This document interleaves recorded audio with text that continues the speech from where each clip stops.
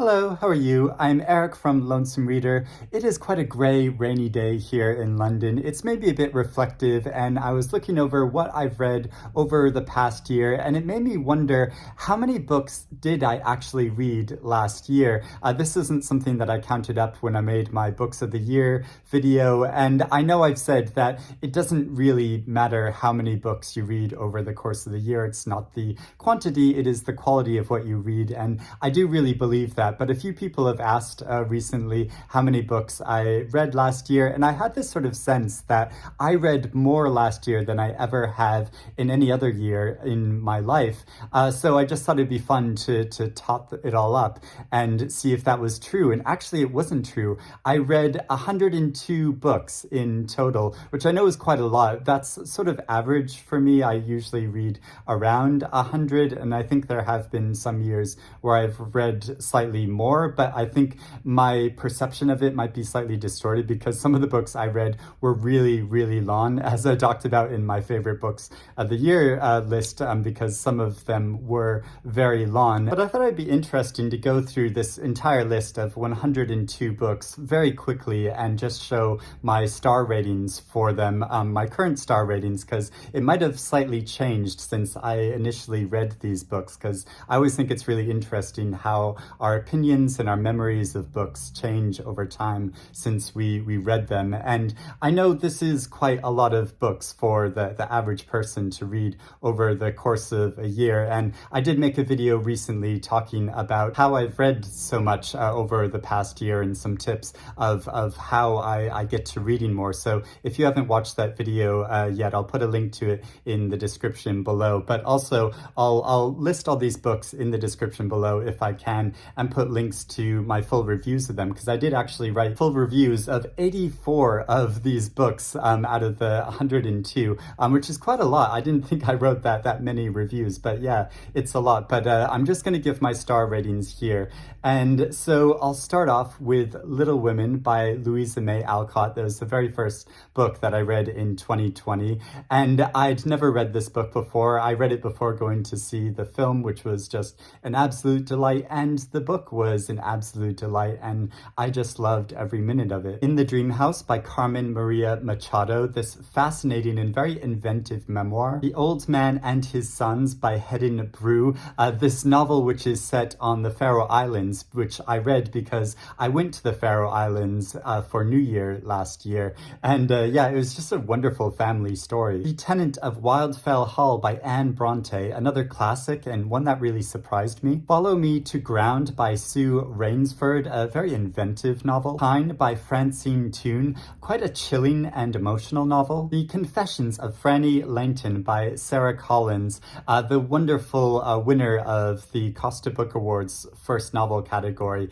in 2019. Fleche by Mary Jean Chan, this very moving poetry collection. The Volunteer by Jack Fairweather, this absolutely fascinating nonfiction book about a Polish soldier that infiltrates a Nazi concentration camp, and this book won the overall Costa Book Awards for 2019. Love and Other Thought Experiments by Sophie Ward, this beautiful and very creative and fascinating novel. The Water Dancer by Ta-Nehisi Coates. Strange Hotel by Eimear McBride. Weather by Jenny Offill. Hurricane Season by Fernanda Melchor, this amazing, fast-paced, gripping, terrifying novel. American Dirt by Jeanine Cummins.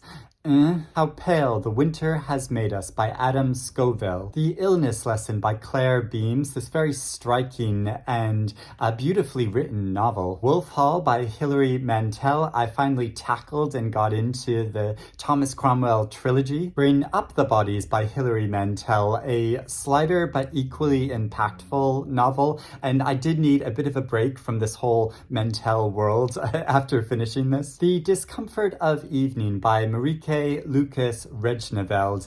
Now, in retrospect, I really was disappointed by this novel and just didn't think it worked. So it was a complete surprise that it did win the International Booker Prize last year. Things We Say in the Dark by Kirsty Logan. She is such a wonderful writer, and this is a great collection of short stories. Actress by Anne Enright, just divine. The Adventures of China Iron by Gabriela Cabezon Camara. Till by Daniel Kelman, a fascinating historical novel. The Other Name, Septology 1 and 2 by John Foss. The first two parts in this very strange, philosophical, absurdist novel series about an artist. Little Eyes by Samantha Schweblin. This novel was just fine. Redhead by The Side of the Road by Anne Tyler. Conjure Women by Afia Atakora. A Thousand Ships by Natalie Haynes, a complete delight to read. Hamnet by Maggie O'Farrell. The Eighth Life by Nino Haratachvili,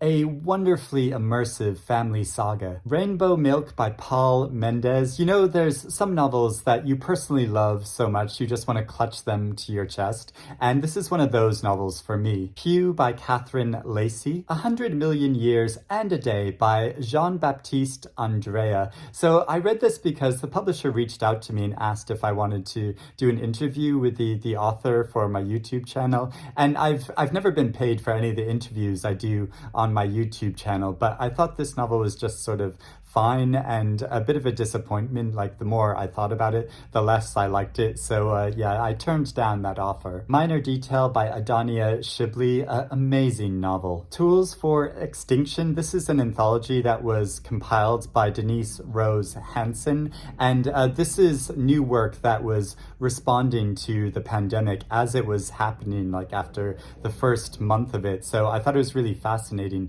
to see writers' immediate response to this global event. A History of the Bible by John Barton, this absolutely fascinating nonfiction book looking at the history of the actual text of the Bible. Zebra by Ian Humphreys, a poetry collection that I thought was just fine. The Bass Rock by Evie Wild, a really wonderful novel, and she's an amazing writer. Night, Sleep, Death, the Stars by Joyce Carol Oates.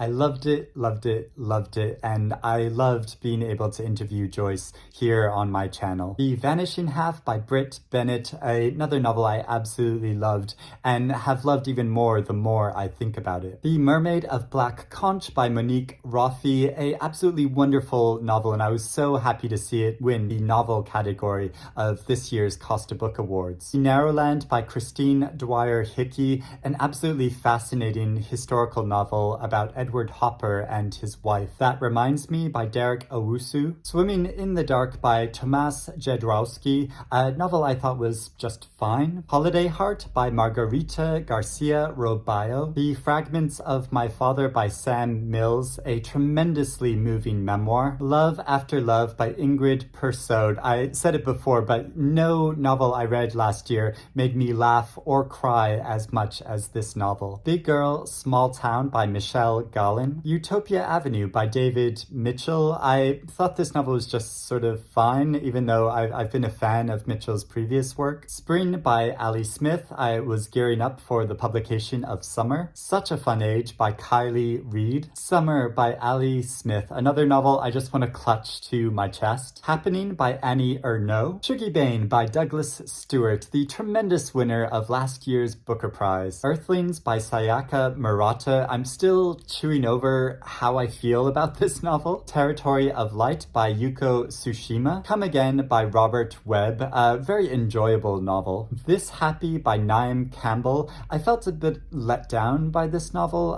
from what I was expecting. The Codes of Love by Hannah Persaud, a really fascinating novel about relationships. The Enlightenment of the Greengage Tree by Shukafe Azar. Dominicana by Angie Cruz. The Mirror in the Light by Hilary Mantel, wonderful. The Appointment by Katharina Volkmer. The Silence by Dawn DeLillo. XX by Ryan Hughes, an amazingly inventive science fiction novel. Indelicacy by Amina Kane. The Housing Lark by Sam Selvin, a very funny but also very very poignant novel. Fire Watching by Russ Thomas. This is a kind of detective type story about a gay detective, and I thought it was just fine. The Family Tree by Sarish Hussein. This Lovely City by Louise Hare. I thought this was a wonderful novel, though there was a bit too much of a coincidence in the plot of the story for me to really love it. Dragman by Stephen Appleby. This is a really fascinating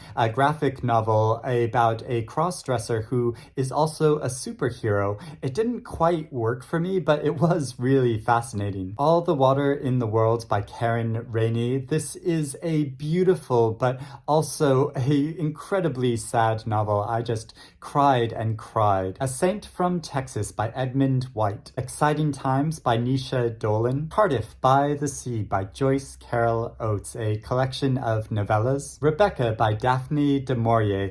I did have some slight issues with the ending of this novel, but overall just wonderful, involving. I'm so glad I finally read this. Atrib by Ellie Williams, a collection of short stories. I was sort of gearing up for reading her debut novel. The Shadow King by Maza Mengiste. The Liar's Dictionary by Ellie Williams, a wonderful, wonderful novel. The Warden by Anthony Trollope, the first novel I read by Anthony Trollope, and it won't be my last. Actually, it hasn't been my last. I've already read another novel by him. Love Orange by Natasha Randell.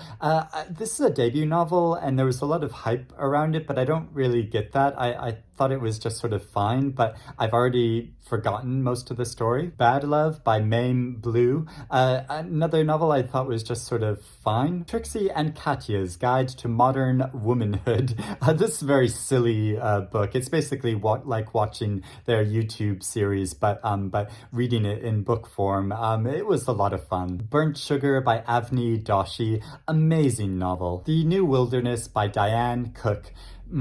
Parakeet by Marie-Helene Bertino, a novel I read because the wonderful YouTuber Matthew Sharapa sent me a copy of it, and it was really fascinating, sort of absurdist kind of story. I really enjoyed reading it. Interior Chinatown by Charles Yu, the absolutely fascinating novel that won last year's National Book Award. Cast by Isabel Wilkerson, an absolutely fascinating nonfiction book that has really changed the way I think about a number of issues. My Darling from the Lions by Rachel Lawn, a really beautiful poetry collection. Thursday Murder Club by Richard Osman, a really enjoyable murder detective story. You Have to Make Your Own Fun Around Here by Frances Macken, a really enjoyable coming-of-age story about girls in Ireland. The Swallowed Man by Edward Carey. I think this has just been released in America, and it's such a wonderful novel about Geppetto in his time trapped inside the whale. Dear Reader by Kathy Rensenbrink. Frying Plantain by Zalika Reed Benta. Betty by Tiffany McDaniel. The Old Curiosity Shop by Charles Dickens. The Betrayals by Bridget Collins. Now, this is a novel I only read because I was sort of hired to interview the author online. I didn't do it on my channel, but through the Waterstones site. And I thought this novel was just fine. I haven't really talked to it up until now because it didn't really seem professional to do so. But it made me think that I really don't want to do interviews with authors unless I really love their books, because I thought this novel was just fine, but the more I thought about it, the more problems I have with it. The Pull of the Stars by Emma Donoghue, a wonderful novel, and especially poignant to read it right now with the world in the state that it's in. Barchester Towers by Anthony Trollope, another wonderful Trollope novel. Piranesi by Susanna Clark, just such an enjoyable to read, like especially over the festive season recently. And finally, Leave the World Behind by Rumaan Alam. So those are the 102 novels I read last year. Obviously, there were other books I read where